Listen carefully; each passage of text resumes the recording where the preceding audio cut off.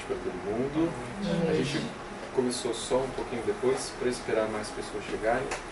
E especialmente hoje o trânsito ainda está talvez especial, né? A gente está aqui a convite da Cristina, da Arjuna. A gente está com uma intenção de começar um grupo de pathwork aqui. E eu vou falar depois um pouco o que significa isso. E eu trouxe para vocês alguns conceitos sobre o pathwork, porque muita gente fala, nossa André, isso o que você faz? O que é pathwork? Né? É um trabalho que as pessoas ainda não conhecem muito. E algumas vezes também ainda confundem, né, com outras metodologias de autoconhecimento. Então, eu montei nessa palestra o caminho e suas resoluções, e a gente vai falar algumas coisas. Quando vocês quiserem fazer alguma pergunta, é só me falar que a gente responde. Você passa por mim? Então, o pathwork é baseado em uma metodologia que foi canalizada por Eva Pierrakos. Eva Pierrakos, entre as décadas de 50 e 70 do século passado, canalizou um conjunto de conferências de uma entidade que se auto-intitulou como O Guia. E esse material traz um conjunto de informações que tem um cunho prático, lógico, psicológico e espiritual. Então a gente faz, através do estudo dessas 258 palestras, uma abordagem de uma perspectiva da psique e de como a nossa vida é influenciada pelo conjunto das nossas decisões. Esse trabalho, em geral, ele é feito em grupo. A gente pode ter também o trabalho do pathwork com terapias individuais, mas a grande força que ele possui atualmente são os trabalhos em grupos, que foram uma recomendação do próprio guia.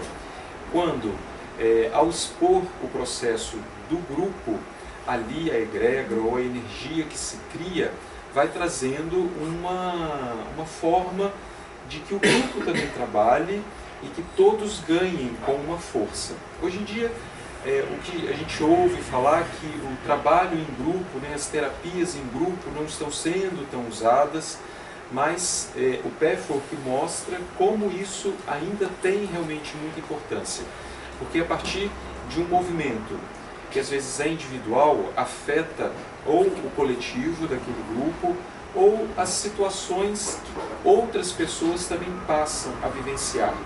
Quando um grupo é formado, vai se criando uma intimidade dos constituintes desse grupo, e é muito interessante a gente observar como que as coisas se tornam influentes para as outras pessoas. Por exemplo, alguém traz uma situação e os outros componentes também se veem naquela situação, e aquilo passa a mobilizar também para aquelas pessoas. E dentro do trabalho do pathwork, a gente vai ter um direcionamento a partir de uma dessas conferências, que a gente vai ter um estudo baseado em um tema, um conjunto de temas, e a partir dessa vivência e esse estudo, porque a gente também, o facilitador de pathwork também é um professor, ele também dá aula, ele explica, ele conceitua algumas coisas, e junto com isso o processo terapêutico se dá com a pessoa entendendo ou absorvendo aquilo para alguma situação dela que puxa e faz com que ela veja como que aquilo pode se movimentar para ela.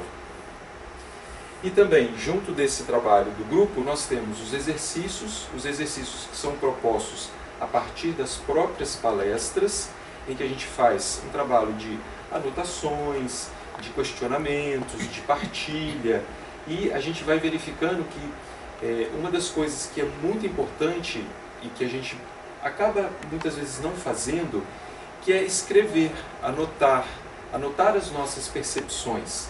E muitas vezes quando a gente faz isso, depois de uma semana, por exemplo, quando você olha aquilo de novo, ou você já está diferente, ou você mexeu naquela situação e você precisa continuar olhando. A gente faz muitos exercícios a partir da informação que vem, e a gente puxa para que aquele conteúdo que supostamente pode ser muito teórico, ele passe a ter uma aplicação na própria vida da pessoa, em que o conhecimento que ela tem em um nível mais teórico possa também ser em um nível prático, e que ela consiga em algum momento olhar o emocional dela. Muitas vezes a gente olha, eu estou falando aqui de um conjunto de 258 conferências, e a gente pode pensar no aspecto intelectual que existe dentro desse trabalho. Isso é verdade. As informações que foram passadas através da Eva Pierrakos trazem um conteúdo que tem uma clareza e tem uma forma de ser descrita muito interessante. Então a gente poderia ficar encantado simplesmente pelo aspecto intelectual. Mas o convite do trabalho é a gente passar dessa parte que é a intelectual e ir para o nosso emocional. Então, os exercícios e também as meditações que são propostas têm esse objetivo, fazer com que a gente consiga não somente ficar no nosso campo do ego, da nossa consciência, mas a gente consiga atravessar algumas defesas ou barreiras que nós vamos criando, que é realmente a questão do sentir. Então, o trabalho do Pathwork convida o tempo inteiro como nós estamos sentindo uma determinada situação, além do processo intelectual. Porque aí a gente pode dar, né, Rosana, várias palestras falando sobre o aspecto teórico, mas o que a gente sempre vai chamar a atenção é o que isso pega para você, como você sente essa situação. Porque nós temos um processo de defesa muito grande do sentir. A gente fica nos outros dois movimentos, que são o nosso próprio intelecto, a nossa consciência ou a nossa vontade. A gente alia muito esses dois movimentos, mas o sentimento ele fica muito defendido.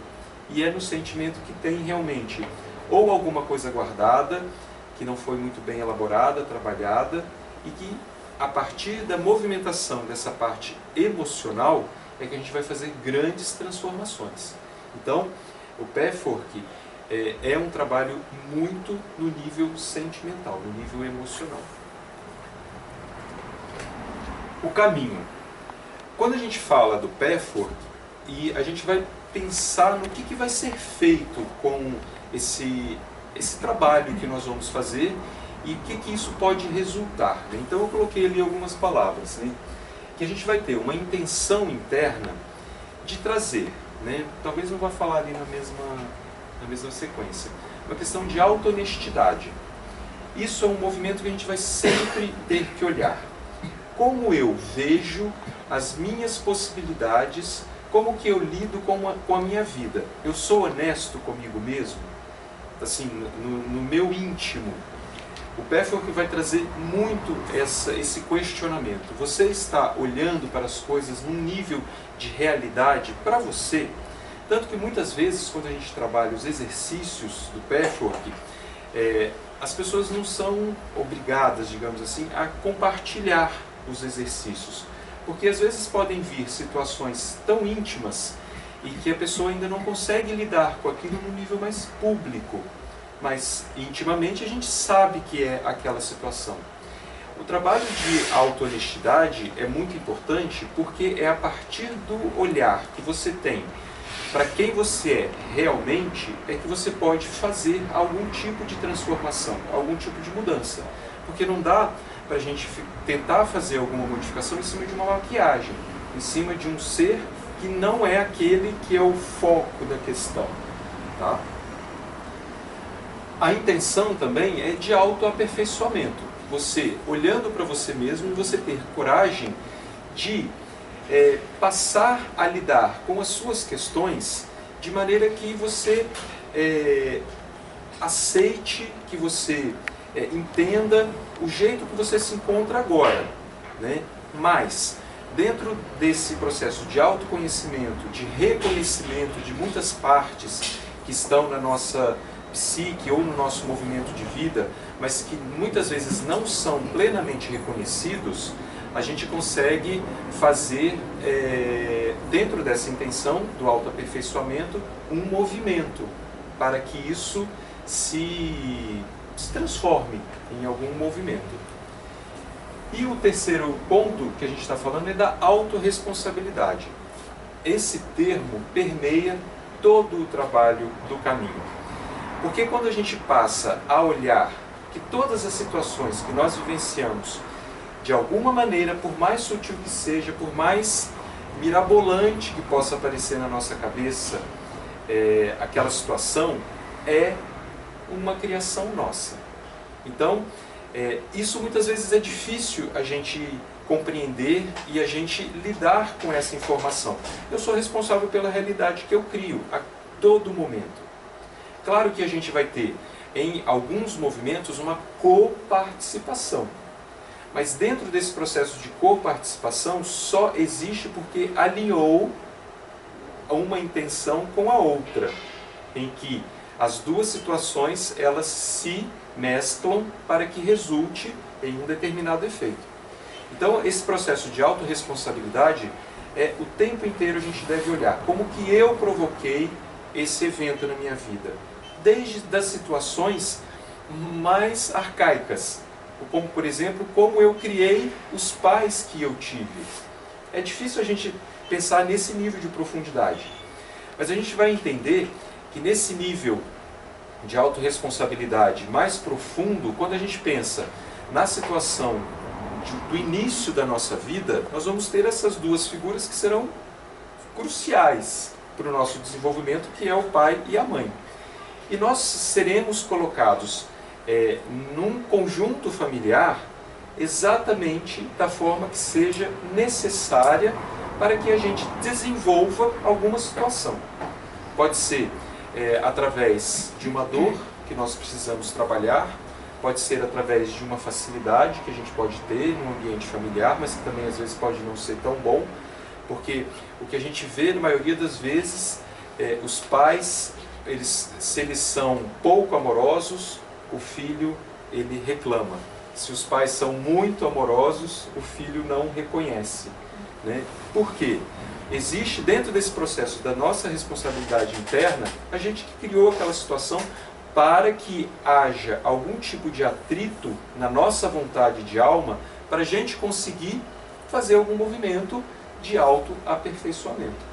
Então, quando a gente começa a refletir sobre isso, e como eu falei para vocês, existe um impacto intelectual inicialmente.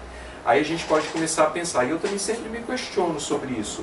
Nossa, será que isso não fica muito numa teoria lindamente elaborada? Mas quando a gente vai vivenciando e vai percebendo o nosso aspecto emocional derivado disso, a gente vai tendo essas comprovações. Porque não adianta a gente criar um dogma, né, e a partir disso falar assim, ó, desse jeito. E inclusive nesse caso, o guia, né, que trouxe essas palestras, ele sempre fala, questione, verifique como isso fica para você. Porque se você aceitar isso como uma verdade intocável, muito provavelmente você não vai fazer o seu próprio movimento que é necessário, de ter esse autoconfronto. Então a gente está sempre olhando dentro dessas situações. E aí eu trago isso para vocês porque também é um questionamento que eu me faço a cada situação que eu estudo dentro do PF. Nossa, mas isso parece um dogma, mas eu preciso vivenciar e verificar qual é a ressonância que isso traz para a minha vida, e aí eu posso olhar, bom, isso realmente, de alguma maneira, se encaixa dentro do meu próprio caminhar. Tá? Então esses são os movimentos de intenção. A gente vai ter muitos outros e a gente vai falando durante também a palestra.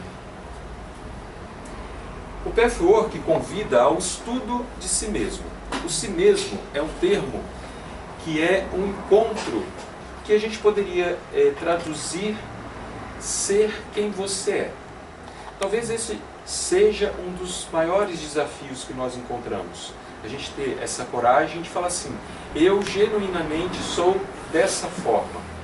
Porque nós temos muitas exigências, tanto no nível externo, do papai, da mamãe, que quer que você seja de tal jeito, da sua própria autoexigência, de que você quer ser o melhor. A gente tem hoje em dia a situação das redes sociais, né? Você vê situações tristes, é muito difícil, as pessoas estão sempre muito bem, muito felizes, Nem se a pessoa está deprimida, ela não pode nem ficar olhando o Facebook, senão ela fica mais deprimida, porque ela acha só eu que fico triste. Né? Então, esse tornar quem a gente é, realmente é uma grande arte, em que a gente aceite plenamente todas as nossas potencialidades, sejam elas positivas ou sejam as potencialidades negativas. O conjunto dessa obra vai fazer com que a gente realmente seja um ser único. E esse realmente é o maior valor que cada um pode ter. Porque não vai ter aqui ninguém que seja exatamente igual ao outro. Cada um traz uma história, um talento, um conjunto de escolhas, um conjunto de vivências. E, através disso, cada um vai ter uma singularidade. A valorização dessa singularidade é muito importante e muitas vezes a gente não consegue perceber. E a gente pasteuriza a nossa forma de ser, se transformando no que a sociedade exige. Não tem aquela coisa da exigência de ser feliz? As pessoas têm que sair todos os finais de semana, têm que conhecer todos os lugares, têm que saber todos os filmes que estão passando, têm que ter lido todos os livros, têm que saber o último capítulo da novela. E aí ela acaba não tendo tempo para ser ela mesma, assim, sem nada maravilhoso. Simplesmente ser, puxa, hoje eu quero ficar vendo TV e vendo novela turca. Acho que tem um canal de TV agora que passa novela turca aqui no Brasil. Pode ser um desejo da pessoa, mas ela vai falar para as outras pessoas que ela assiste isso? Não pode. Então, é muito distante, muitas vezes, a gente acessar a nossa originalidade. É claro que nós temos condições comuns do humano, né? Nós temos os nossos anseios, que são anseios comuns de todos. Nós temos os anseios do cuidado, da proteção, de termos uma subsistência, de termos contato, de termos bons relacionamentos, de fazermos algo bom pelo planeta, de maneira geral, né? Digamos assim, mesmo que possa estar muito escondido.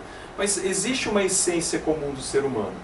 Mas dentro desse aspecto comum, o que é bom é que cada um essencialmente seja individual. Que ele tenha o seu aspecto que só aquela pessoa vai ter, né? O sorriso daquela pessoa, a voz daquela pessoa, o olhar, já traz uma singularidade. E no comportamento, será que a gente também traz esse aspecto? Então, esse estudo de si mesmo, que dentro do trabalho a gente vai olhando, é um convite para a gente conhecer as nossas partes que coexistem dentro da nossa lida, do nosso dia a dia. Ali eu coloquei a observação das vozes interiores de pelo menos 3 personagens que existem dentro da gente, né? Eu gosto de falar que tem gente que mora dentro da gente, né? São partes nossas que se manifestam de acordo com determinadas situações. A primeira que está ali é o eu superior. Esse eu superior é como se fosse a nossa energia primordial, a nossa centelha divina, aquilo que já é a presença. Ela não é conspurcada por outras situações. A gente tem, todo mundo tem o seu brilho pessoal, poderia traduzir dessa forma. E esse eu superior traz uma qualidade de desenvolvimento. É o que nos chama para esse próprio processo de autoaperfeiçoamento, para a gente ser melhor, para a gente buscar as coisas que nós temos, as nossas pequenas ambições de qualquer jeito que for. A gente pode usar a ambição, muitas vezes por um sentido só simplesmente financeiro, mas a gente pode ter uma ambição de ser um melhor pai, uma melhor mãe, de viver uma vida mais confortável, de trazer um bem maior para a sociedade, né? Tudo isso são qualidades que não são afetadas por outras condições da nossa vida. Então, eu ofereço que cada um de vocês lembrem desse eu superior que existe dentro de cada um. Porque ele está sempre disponível, mas muitas vezes a gente não conecta muito bem esse ser. Porque existe um outro ser que está ali, que é o eu inferior. Que ele faz muito movimento do não quer que as coisas aconteçam. O eu inferior, ele é a densidade.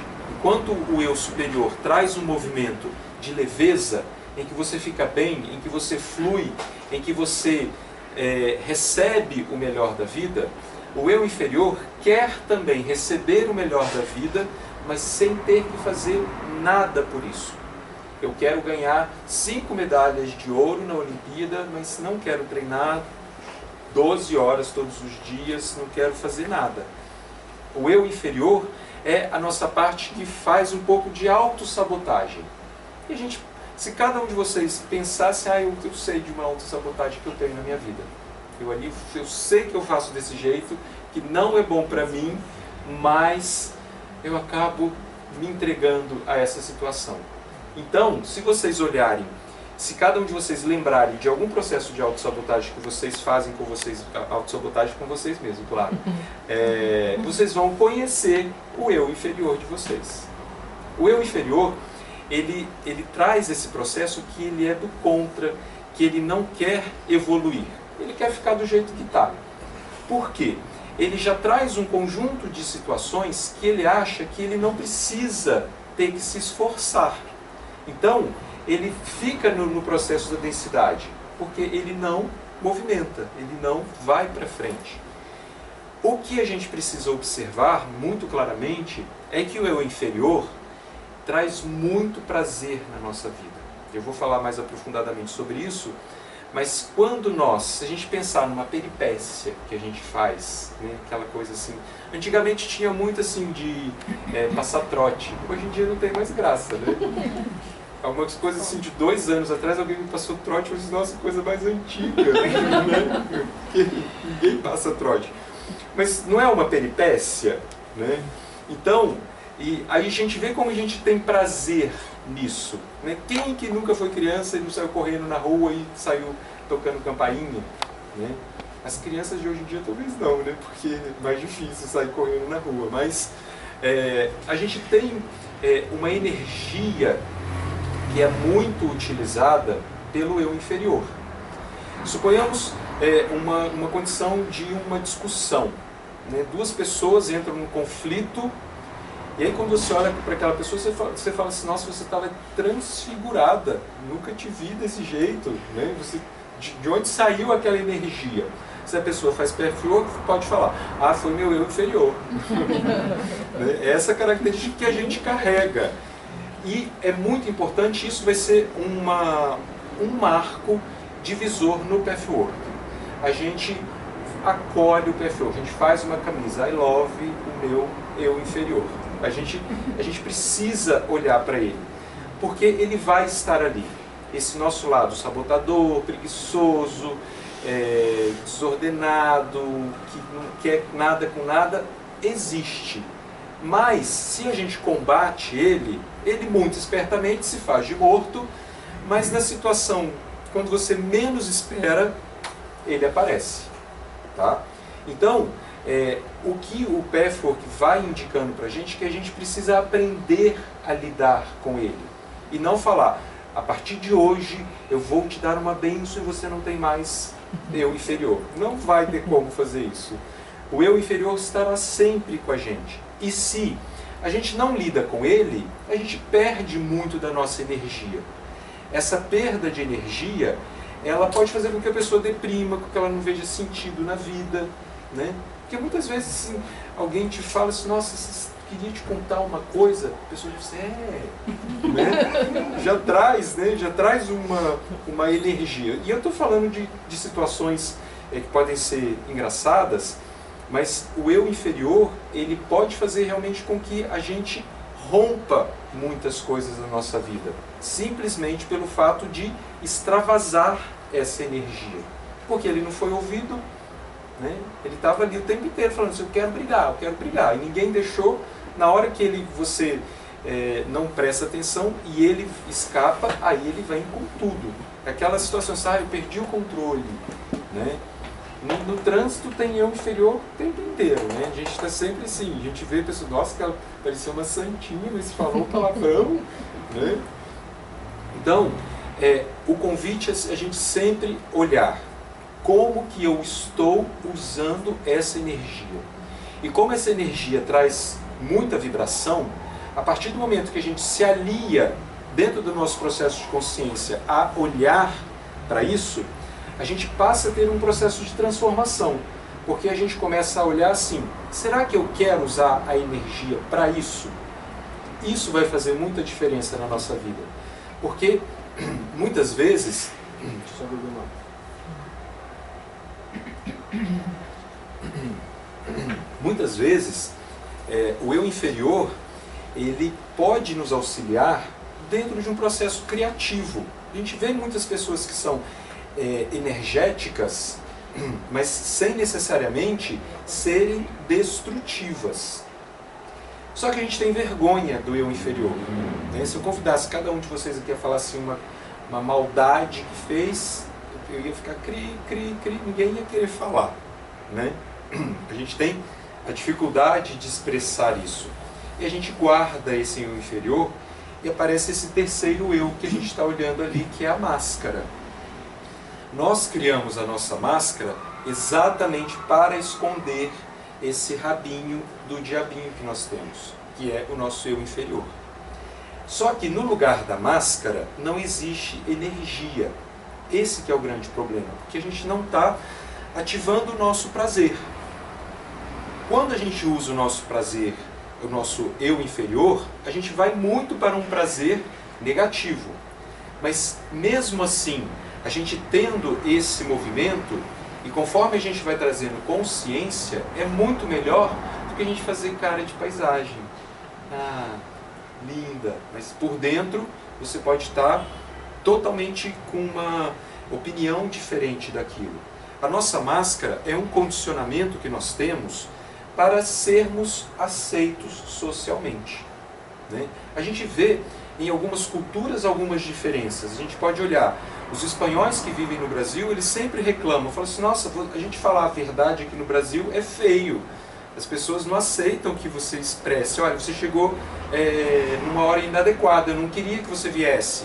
Né? O espanhol poderia dizer, mas o brasileiro diz, ah, oi, tudo bom? Né? A gente tem uma coisa de uma polidez, de uma condição social, né, que acaba fazendo com que a gente não expresse, muitas vezes, a nossa própria verdade. A gente ter máscara também não tem problema. A gente não vai viver sem máscara. A pessoa que vive sem máscara, ela vira um psicótico, ela vira um Don Quixote, porque ela pode não ser vista muito bem pela situação geral. Né? A gente ter um aspecto de consciência no meio de um oceano de inconsciência, a gente pode sofrer muito por isso. Então a nossa máscara está aí. A questão é que o Pathwork vai nos orientar é se a gente usa uma máscara desse tamanho ou se a gente usa uma máscara menorzinha. Ou se eu estou observando a minha máscara. Eu estou vendo que eu estou na máscara. Porque a gente pode ter essas duas situações, em que uma pessoa é a mascarada, né, que é aquela situação que, no geral, as pessoas ao redor falam assim, nossa, só ela acha que ela está enganando alguém. Não tem? A gente pode lembrar de pessoas que são assim, né, porque a máscara é tão estranha, né, tão esdrúxula, mas a pessoa pode não enxergar. Ou então, a gente, bom, coloquei minha máscara e atuo ali.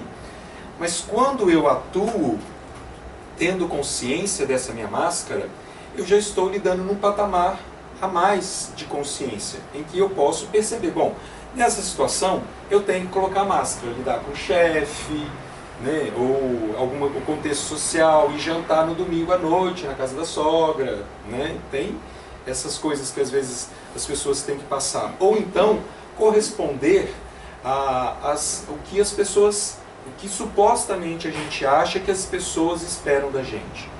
Aí volta as duas primeiras figuras, o que o papai e a mamãe queriam. O pai e a mãe queriam que a menina se casasse, tivesse filhos e tivesse um marido médico. E ela pode aceitar isso e usar essa máscara, mas na essência ela queria ser artista e viver viajando pela Europa. Ela não está dentro da essência dela e vive dentro de uma máscara. A máscara, como eu falei, ela não tem energia. Isso faz com que você se afaste muito de si mesmo. Quando você olha esse duelo entre a máscara e o eu inferior, e quando você percebe essas duas energias que estão dentro de você, a própria energia do eu inferior que quer sair e a máscara que quer conter, muitas vezes você pode olhar e falar assim, bom, eu estou nesse lugar e a partir dessa consciência eu posso aprender a lidar com isso. Muitas vezes a gente rompe com muitas das nossas máscaras. São aquelas situações que as pessoas mudam de vida, mudam de forma de lidar com as suas situações, deixam muitas coisas para trás, perdem muitos contatos sociais, porque às vezes você participava de um grupo exercendo um papel. Quando você não tem mais aquele papel, não é mais aquele personagem, você não é mais aceito naquele grupo. Mas tudo isso exige uma coragem, que muitas vezes nós não somos educados para olhar para isso. Que máscara a gente usa e como que isso pode fazer com que a gente se afaste da nossa essência. Tudo isso, quando a gente vai olhando a potencialidade do nosso eu superior, as exigências feitas pela nossa máscara e esse eu inferior que fica preso, quando a gente consegue transitar em todos esses seres sem nos tornarmos bipolares, né, porque são tantas possibilidades, a gente vai caminhando para o nosso eu real, aquilo que a gente é, em que eu posso olhar, bom, eu não tenho fé, eu não preciso corresponder ao que meus pais queriam que eu tivesse uma religião, eu não tenho fé nisso, ou eu não tenho que ser o bonzinho, eu não tenho que ser aquela pessoa que corresponde a que os outros esperam de mim. É muito melhor eu ser quem eu realmente sou nesse sentido, do que eu ficar fingindo quem eu supostamente correspondo a uma exigência externa. Então esse é um trabalho que a gente vai fazendo muitas vezes, em que a gente o tempo inteiro é convidado a olhar, isso é de eu superior ou é o de eu inferior? Ou eu estou na máscara.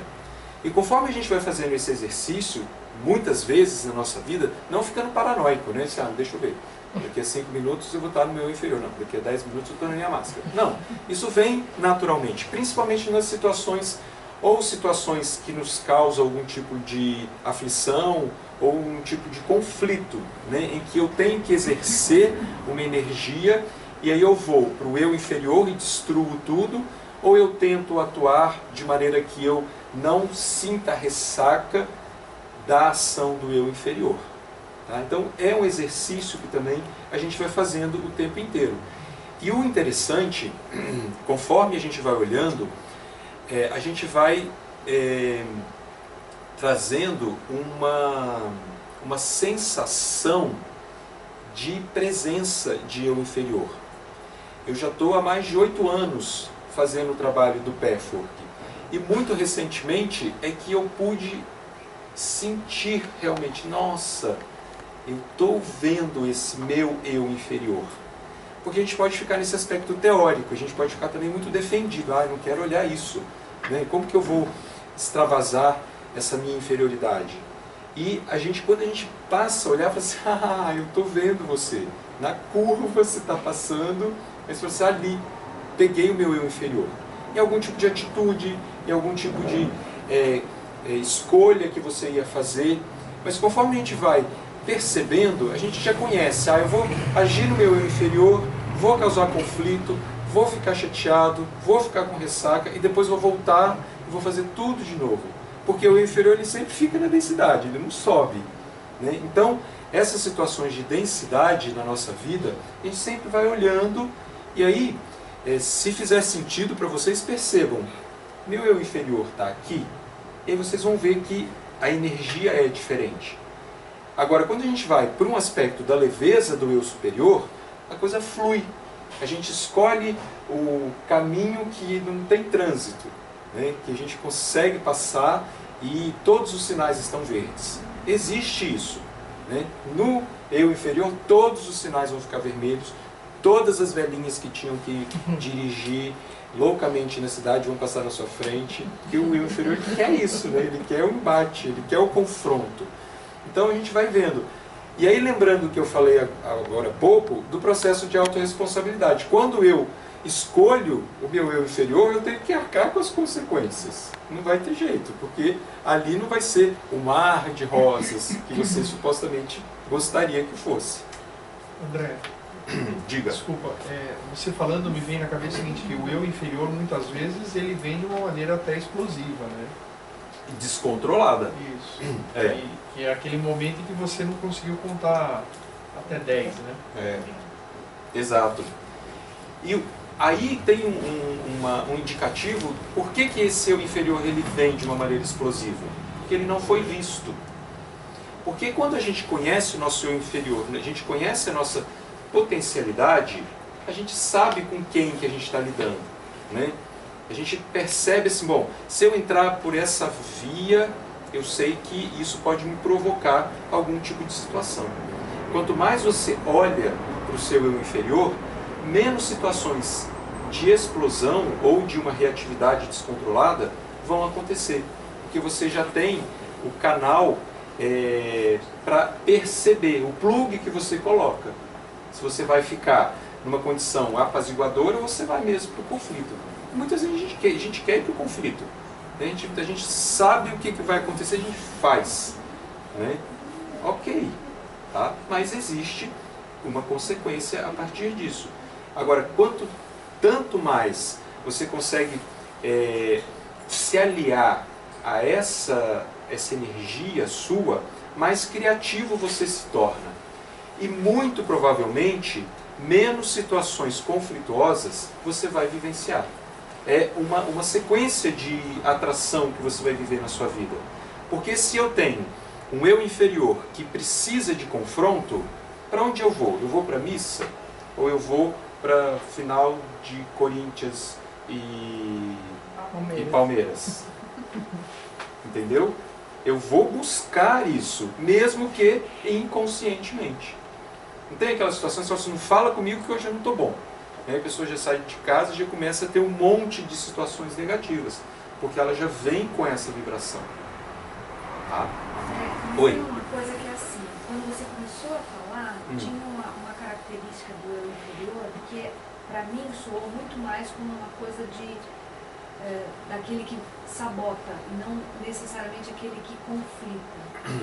Aí, do jeito como você está falando agora, ele é muito mais ligado ao conflito, é isso? Não, as duas coisas estão aí. Os dois procedimentos. Na sabotagem, é você fazer alguma coisa que vai ser pior para você. Às vezes... Porque às vezes a sabotagem é uma coisa meio silenciosa. Isso. Então, a autossabotagem é quando você não escolhe o melhor para você, quando você supostamente sabe, né? Mas você não faz aquilo que vai ser de um procedimento que vai dar o melhor resultado na sua vida. Né? Então, pode ter um tipo de autossabotagem das pessoas que se envolvem, por exemplo, dentro de um ambiente de trabalho, e que ela sabe que aquilo não vai dar certo, né? E ela confronta e depois a consequência cai toda sobre ela. Né? Ela sabia que não era para ela fazer aquilo, mas ela vai, arrisca e acaba sofrendo uma consequência. Ela se sabotou, porque ela sabia que não era para fazer. Agora, no outro caminho, quando você é cutucado, digamos assim, e aí você vem com essa energia muito forte, né? Você vomita toda essa negatividade na situação que está ali. Né? O eu inferior ele pode ser maior ou menor dentro de cada pessoa, desenvolvimento de cada pessoa? Sim. Uma pessoa mais evoluída tem o eu inferior ou menor ou mais sob controle, uma pessoa menos consciente, menos evoluída tem um eu inferior muito maior. Eu não saberia quantificar para te responder assim, se suponhamos um lama, ele teria um eu inferior menor. Né? Não sei te dizer isso. Mas o que a gente pode olhar é que as pessoas podem ter um eu inferior mais reconhecido. Então, não seria em termos de quantidade, mas em termos de reconhecimento, sabe? Em que eu percebo a minha potencialidade destrutiva, negativa, e escolho, vou dar vazão para ela ou não. Como, por exemplo, um usuário de drogas, que ele tem uma potencialidade autodestrutiva e ele pode escolher continuar naquele caminho até realmente se destruir, ou então ele fala assim, bom, eu preciso ficar completamente longe disso. Aí ele vai ter que olhar todos os dias, que é o lema dos alcoólicos anônimos, né? Hoje eu não vou beber. Ele está sempre olhando para aquilo. Ele não pode se descuidar. Ah, não, hoje eu vou tomar uma cervejinha. É um lema, né, desses tratamentos, em que você fica dentro de um olhar interno em que você vai verificando. Só que eu não quero que fique parecendo que é chato fazer isso, né? Que a gente vai assim, coloca o pé, nossa, meu pé direito agora acordou, é o eu inferior? Não, não é assim, tá? A gente não fica, né, Rosana, o tempo inteiro lembrando, o eu inferior, o eu inferior. Só quando agora, surta. Só quando surta, né? Mas aí já não lembrou, né? Já não percebe depois. É. Mas quando você está, sabe, para falar, ou proferir uma fala, ou expressar algum tipo de sentimento, você fala assim, eu inferior chegando. Mas vou falar agora. E é muito interessante também que a nossa raiva é uma expressão energética, né? Quantas pessoas não fazem boxe que vão expressar raiva, né? Os esportes em geral, né? Os conflitos, eles elevam a nossa energia, né? Nos deixam vitais. Só que, quando a gente vai percebendo que a manifestação de raiva é contida, qualquer coisinha, né? Depois de um tempo, coisinha que a gente faça, se a pessoa estava contendo muito, ela pode explodir, né? Então é muito importante também, dentro desse processo de reconhecimento do nosso eu inferior, a gente reconhecer a nossa raiva. Porque a raiva é uma manifestação natural da nossa essência. Só que a gente também não é convidado a expressar raiva. Por que a criança, quando ela fica com raiva, o que a mãe ou o pai faz? Ou coloca de castigo, ou bate, né, deixa trancado no quarto, fala não pode fazer assim, não pode espernear. Claro que também a birra não dá, né, mas a expressão genuína da raiva, ela tem que ser bem-vinda. Por quê? Se a gente não honra essa raiva, ela acaba se manifestando de alguma maneira. Suponhamos, você faz alguma coisa para mim, eu fiquei com raiva. Daqui a uma semana, você precisa de uma coisa minha e você não tenho. Eu estava com raiva na semana passada. Mas, quando eu expresso minha raiva, eu falo, Regiane, eu fiquei com raiva de você, porque você fez isso. A gente falando, fica até parecendo meio surreal, né? A gente não fala isso, olha, eu fiquei com raiva de você. É mais difícil a gente expressar isso. Mas é muito importante a gente expressar a raiva ao invés de manifestar a raiva. Porque muitas vezes a gente cria vingança, revolta e afastamento. Tudo isso, quem está lá gostando do que está acontecendo? O nosso eu inferior. Mas quando a gente expressa a nossa raiva, a gente pode ter raiva também de eu superior. Porque é uma defesa legítima da nossa essência, né? Alguma coisa que não foi bom para mim e que de alguma maneira criou um atrito, né? Então, todos esses exercícios de reconhecimento de eu inferior vai fazendo com que o seu eu inferior ele seja mais conhecido seu. Não quero dizer que ele nunca vai deixar de ser um maguila, né? Que vai ficar um gatinho angorá deitadinho. Não é isso, mas você sabe da potencialidade dele, você pode usar a força do maguila quando for necessário, mas sem ser destrutivo. Tá? Quer fazer uma pergunta? Mas falando sobre esse lance de reconhecer ou não o eu inferior, pelo que eu tenho pesquisado assim, na minha vida, por exemplo, as gerações, por exemplo, dos meus avós, da minha mãe, que viveram durante a guerra, durante a ditadura militar, na infância deles, por eles terem sido criados com muita raiva, medo, violência, eles criaram muitas máscaras. Tipo, a cebola deles tem muita casca. Muitas camadas. E aí vem a minha geração, que eu tenho 22, da minha namorada, falando que a gente não quer ter mais casca e que a gente quer amor e liberdade e estamos todos um, assim. Então, o que eu sinto que existe a essência no meu centro, da minha mãe e do meu avô, só que o que acontece é que o meu avô dificilmente nessa encarnação vai conseguir olhar para quem ele é, por causa das camadas que ele tem, a minha mãe está começando a acessar agora, e quando ela acessa, ela começa a chorar, não quer falar disso. E tem eu querendo, tipo, agora tá aqui e tá nesse patchwork com 20 anos. Então, eu sinto que a gente está caminhando para um lugar de mais amor, né, liberdade, mas que a infância é o principal período onde a gente cria todas essas máscaras. Isso. Então, não tem como eu exigir, por exemplo, não exigir mesmo, mas quando isso caiu pra mim, eu consegui olhar com mais carinho pro meu interior e pro da minha mãe e pro do meu avô. Então, eu acho que tem, óbvio que cada um tem seu karma e tem sua evolução espiritual aqui na Terra, mas principalmente, assim, na infância, isso diz muito, porque eu tô com 22 anos, já tirando minhas máscaras desses 22 anos. Meu avô tá com 70, tirando quase nenhuma, minha mãe com 40, tendo que tirar de 40 anos. Então é o dobro de máscaras e situações que ela não foi ela mesma. Então eu acho que é mais nesse caminho de facilidade ou não. Que bom que você está podendo olhar para essas escolhas que são feitas e fazer escolhas diferentes. É isso mesmo. E aí vem, tipo, por exemplo, minha namorada tem 20 anos, ela nunca bebeu, nem quer beber.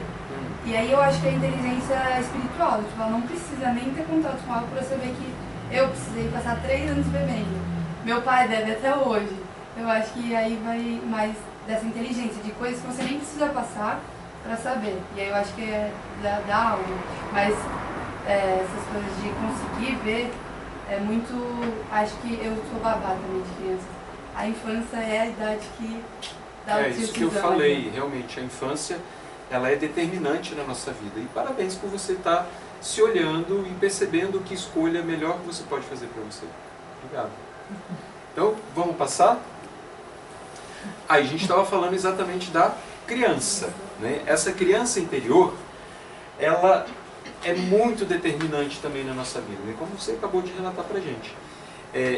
As nossas vivências que trazem um conjunto de experiências que, como eu falei, dentro do processo de autorresponsabilidade, são nossas escolhas. Muitas vezes nós, na infância, não conseguimos elaborar essas situações. E isso passam a ser frustrações. A gente esperava atitudes dos nossos pais ou do ambiente que não corresponderam plenamente. E a notícia que eu tenho para dar é que nunca será correspondido plenamente.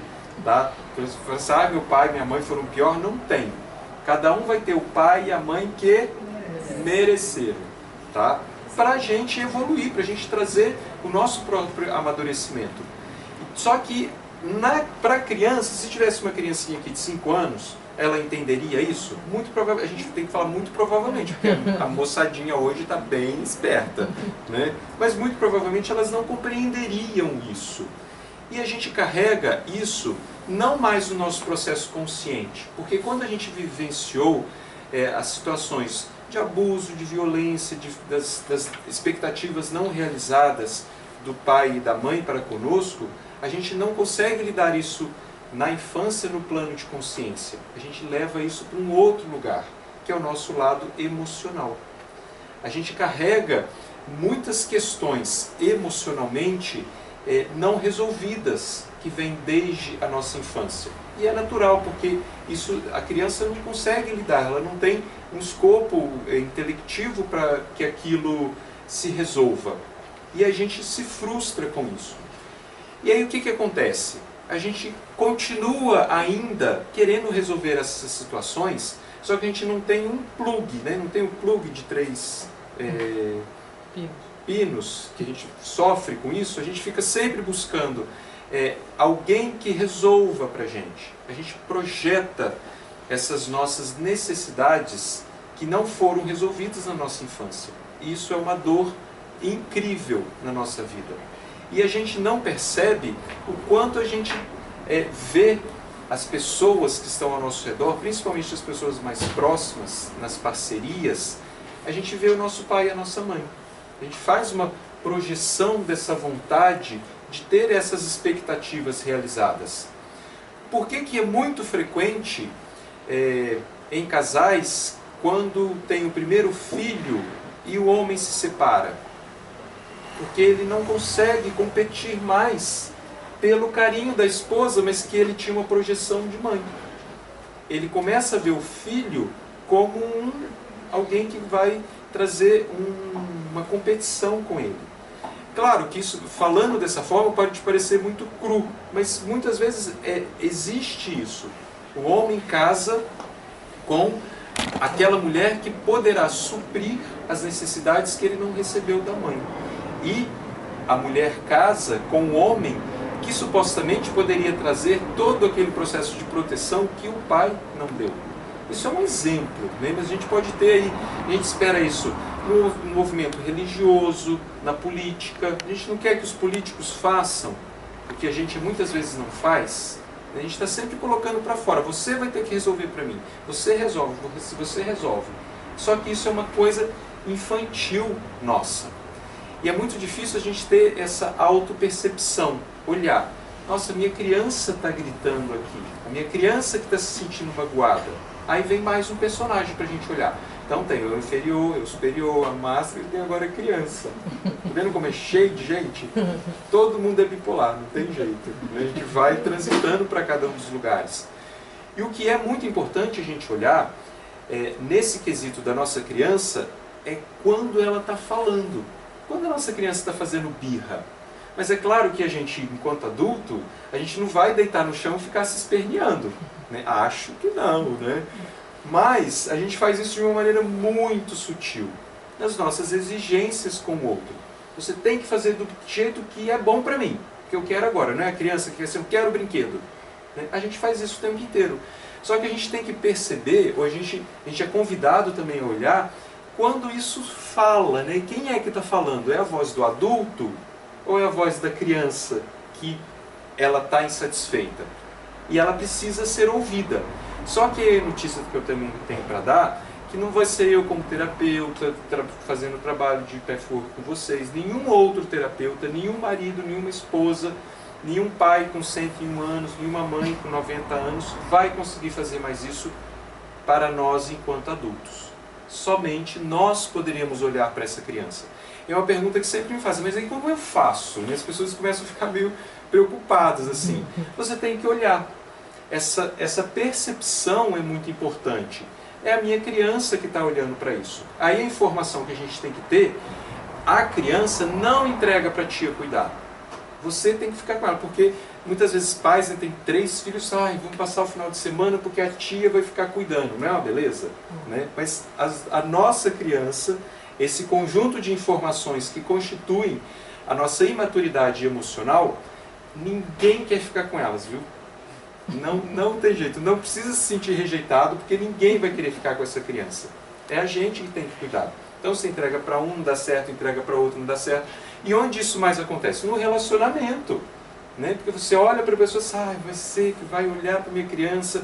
Não tem aquela fala da mocinha, quando vê o mocinho, fala assim, você vai me fazer feliz? Né? E o mocinho, coitado, né? Ele vai achando que vai e a menina é uma criança birrenta que ele não aguenta. Né? Então a gente tem que olhar muito para isso. Esse também é um exercício que enriquece muito no nosso campo de escolhas. Quando eu olho para quando a minha criança está esperneando. Mas aí o que eu vou fazer com essa criança? Vou querer jogar ela junto com a água da bacia? Não dá. Né? A gente vai sair da gente. A gente tem que acolher. Falar assim, bom, isso é meu. Não foi você ou você que provocou isso em mim. É essa minha criança que está lá, que ela está ainda chamando para ela ser desenvolvida. E quanto mais eu olho para essa criança, mais ela vai se sentir segura pelo próprio adulto que a representa. E aí ela vai deixar, aos poucos, de ter tantas expectativas no outro. Mas isso é um caminho que a gente vai fazendo também. Tá? Esse nosso lado emocionalmente imaturo precisa realmente ser desenvolvido. Tá? Através do processo de observação.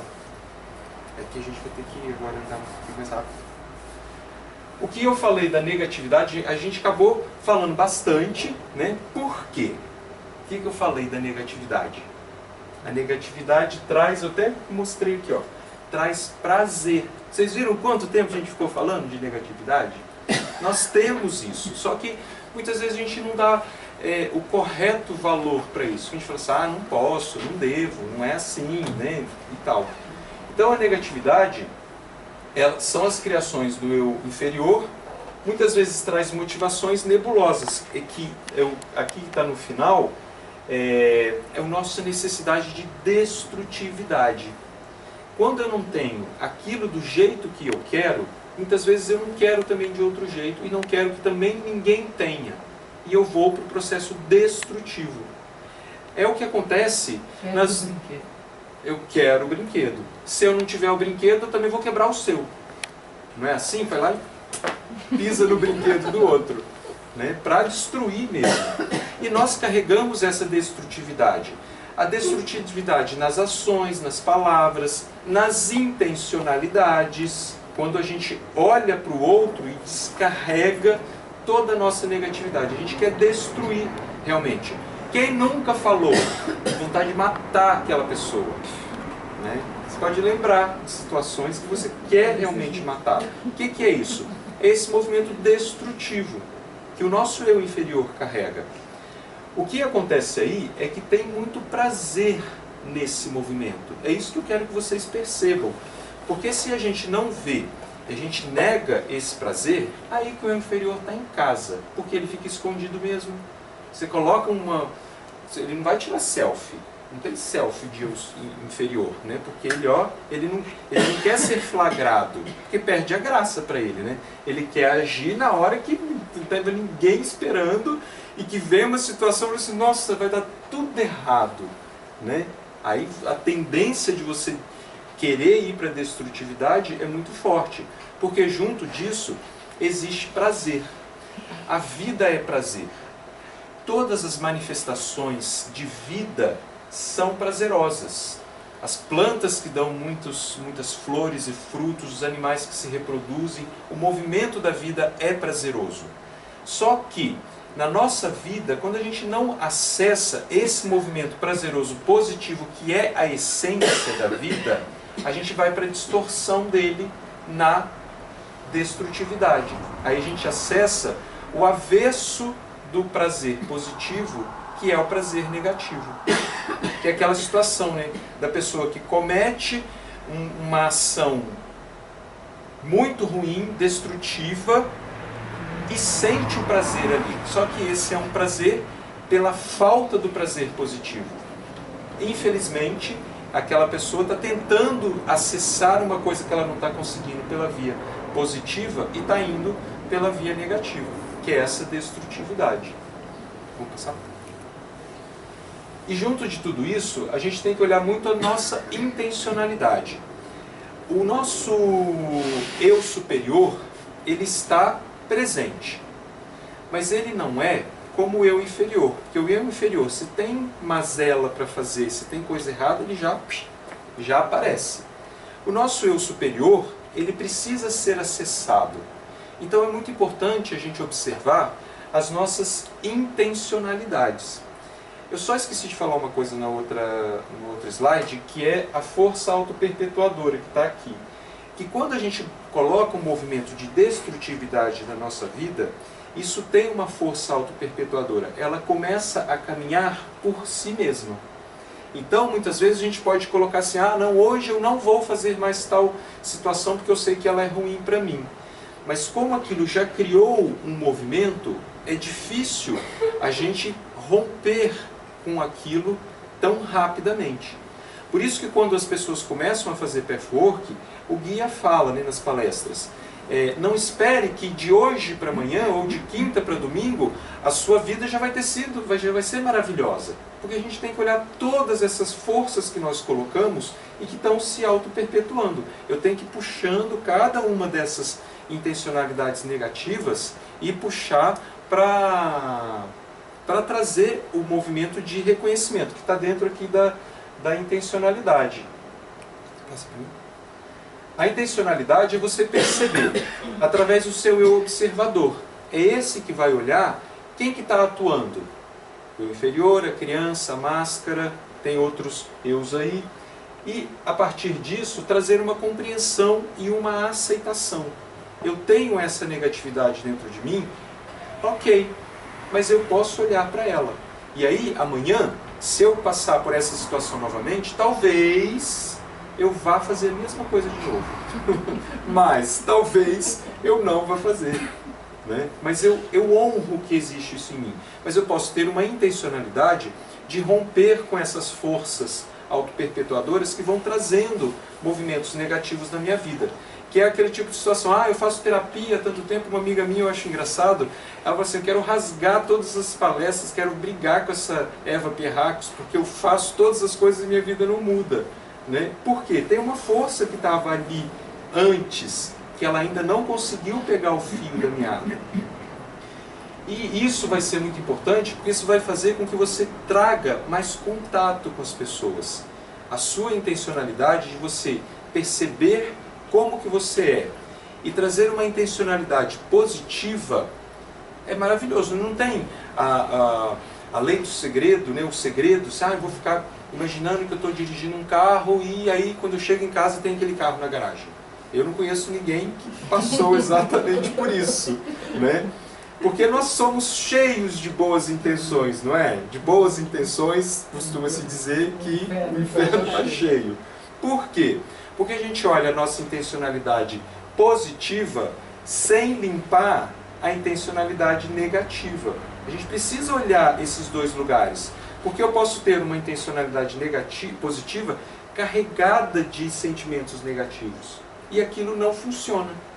Eu posso me vingar das pessoas através de uma intencionalidade e não conseguir fazer o movimento. Né?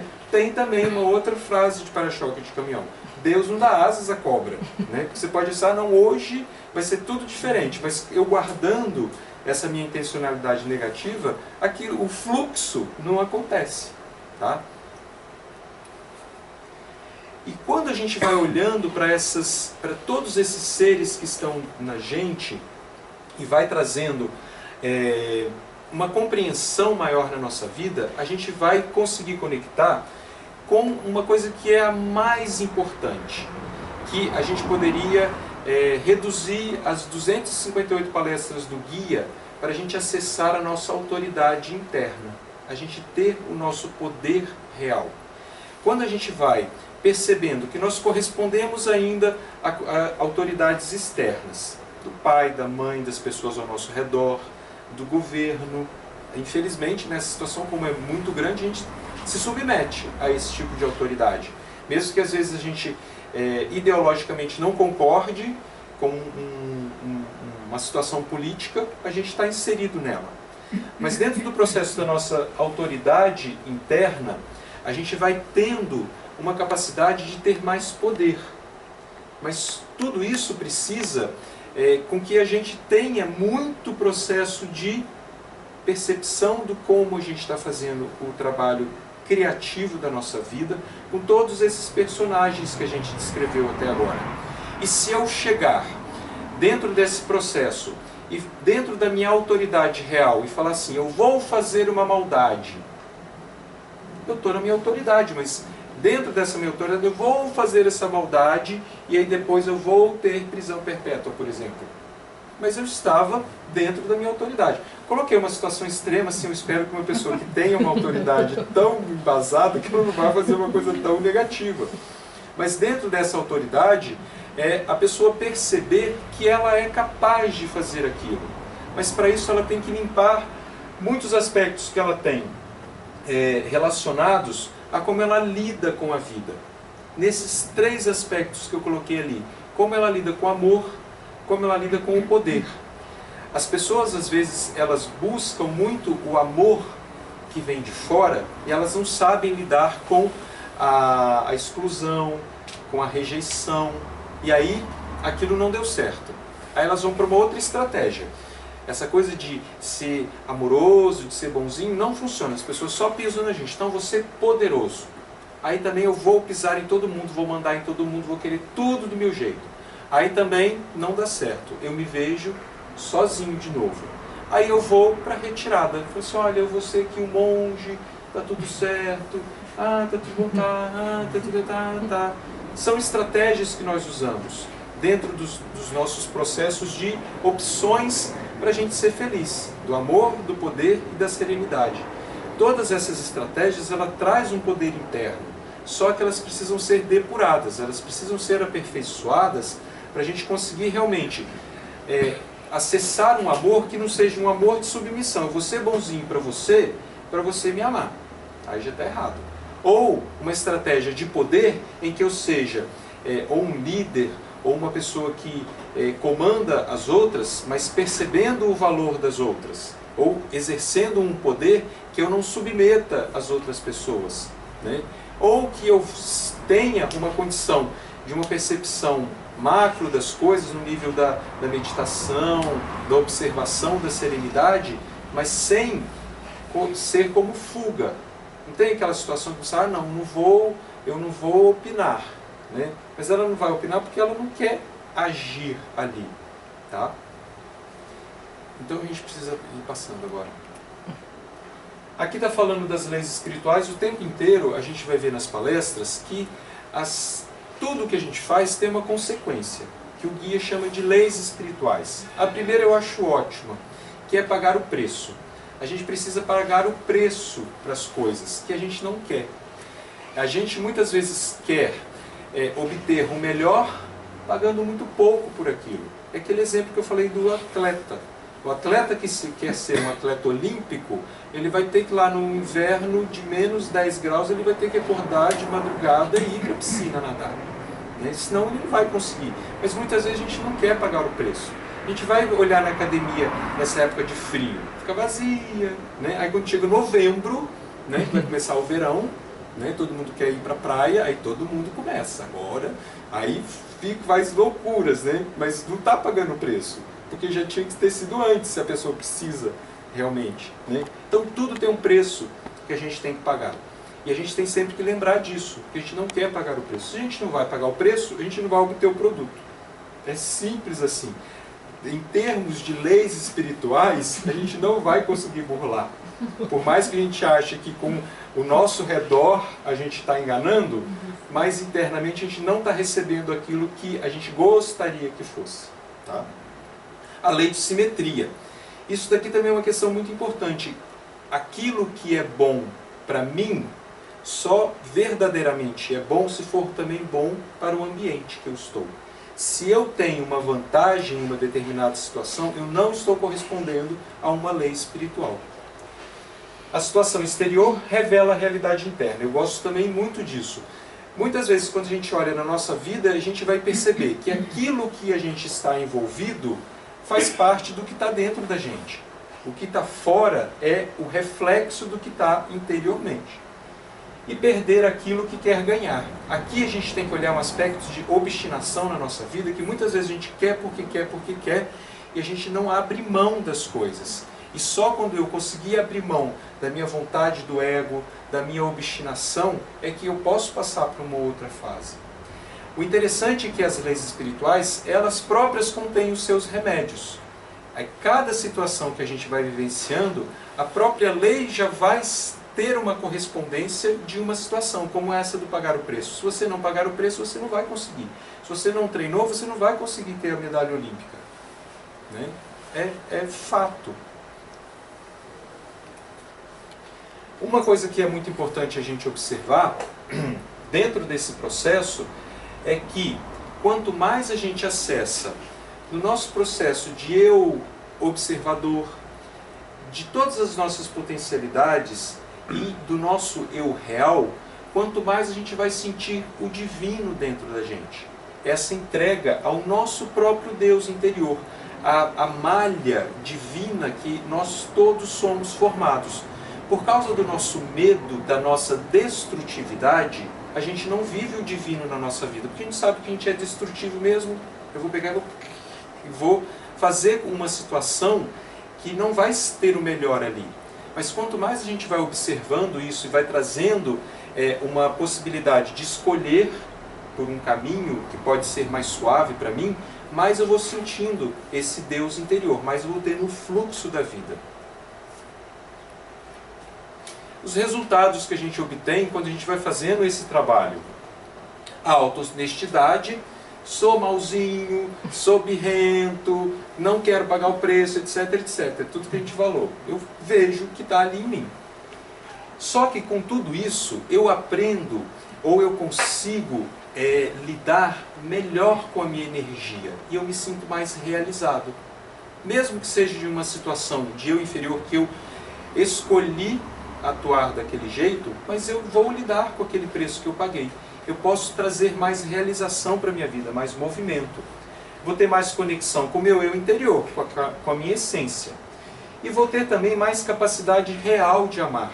Porque todo mundo vive essa situação. Eu não sou pior que a outra pessoa, né? Que não tem uma dimensão importante, por exemplo, como você fez a pergunta, de eu superior, um eu superior maior ou menor. Todo mundo é assim, é humano. Como eu posso olhar isso em mim, eu posso olhar isso também no outro. E isso aproxima mais a minha troca. Eu posso amar melhor dessa forma. E eu posso também, aqui é um ponto que é muito importante, eu posso fazer uma criação deliberada da minha vida. Porque se a gente pensa na questão da autorresponsabilidade e daquela lei do que está dentro, do que está fora corresponde ao que está dentro da nossa vida, a gente está criando o tempo inteiro. Mas como eu estou criando? Eu estou criando na destrutividade ou eu estou criando na consciência? Isso, a todo tempo, eu passo também a fazer uma atração de situações que vão ser mais favoráveis para mim, se eu tenho essa intencionalidade positiva mais limpa na minha vida. E aí eu passo a atrair um movimento que pode ser muito mais de abundância, de realização, de prosperidade na vida em geral. E aí eu vou encerrar, eu vou ler a última, esse aqui. Só assim, eu falei muito e eu não trouxe nenhum texto específico do guia. E tem uma palestra que ele chama de A Capacidade Inata do Homem para Criar. Tá? Para encerrar, agradecendo pela atenção de vocês, eu falo muito, né? Eu não me contenho, e aí eu queria ler para vocês isso daí, olha. Vocês não podem criar nada que já não exista no universo, meus amigos. Tudo já existe. Existe dentro de vocês. Todas as respostas, todo o conhecimento, todo o poder de criar, sentir, desfrutar, experimentar, todos os mundos existem no seu interior. Pois o verdadeiro universo está dentro. E o mundo exterior não passa de um reflexo, como uma imagem no espelho. Tudo que vocês precisam saber sobre si mesmos e sua vida já existe em seu íntimo. E esse conhecimento pode se manifestar se vocês aprenderem a se concentrar, a desejar, a ter essa meta, comprometer-se com ela, criá-la.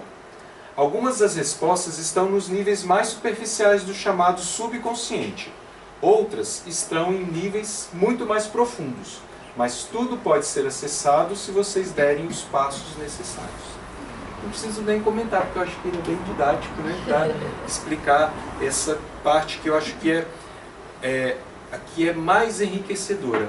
É como a gente cria a nossa vida. A gente pode escolher melhor as nossas criações, não ficar fruto do destino ou dessas intencionalidades negativas que ainda ficam influenciando a nossa vida. Esse era o material que eu queria trazer para vocês hoje. Quero agradecer muitíssimo a todos vocês que vieram aqui. Senti muito bem a vibração de vocês e espero que vocês tenham gostado. Muito obrigado.